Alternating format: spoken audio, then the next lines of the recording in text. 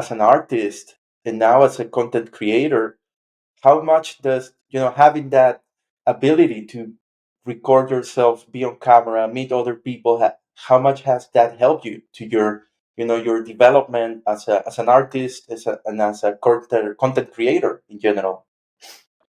It's a very interesting question. It has helped me in the sense, like I guess the underlying motivation for starting a show like this. I mean, it is an artist journal, right?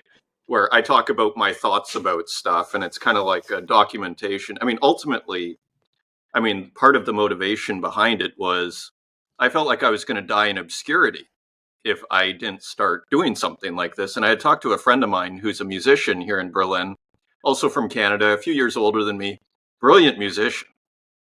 And we were talking, because we always kind of talk, how are we going to, improve our situation here? So we always enjoy talking to each other on that as artists, And, one of the conversations we had was, well, imagine if you did a YouTube show every day for a year. Like, do you think you would be doing better in your art? And it was kind of like it was kind of a unambiguous, yes, I think I would be doing better.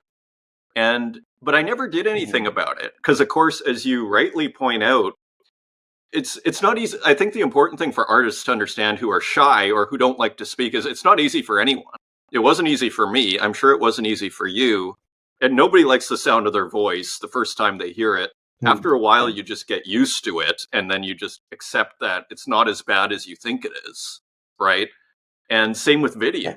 I mean, video is like that times 10, but ultimately, it's helped enormously in terms of just exposure. I mean, ultimately, it's helped me get my art out there, get more feedback and just awareness of my art.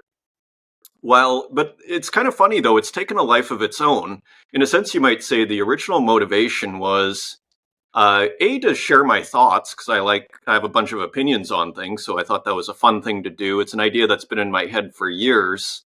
But the other motivation was okay, maybe this will help draw attention to my art. I mean, it's half the battle as an artist is getting attention. And so what's interesting about the show is it's kind of taken a life of its own.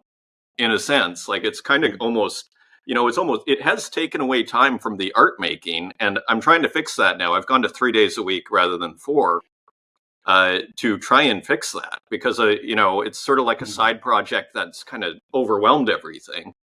So it's helped. In a sense, it's hurt it to a certain degree, but ultimately making sales, I do not take it for granted. And because I'm 44 years old, turning 45, this week, actually on Thursday.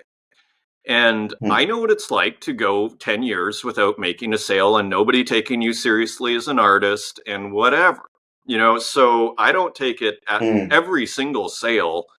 I am grateful for, and like, I have many friends in the regular contemporary art scene here in Berlin. And they don't talk about making sales. So ultimately, it has been helpful doing the show because it has helped make sales. And there is a legitimacy, at least a personal legitimacy. And, ultimately, as I say, time is the ultimate judge on all this stuff.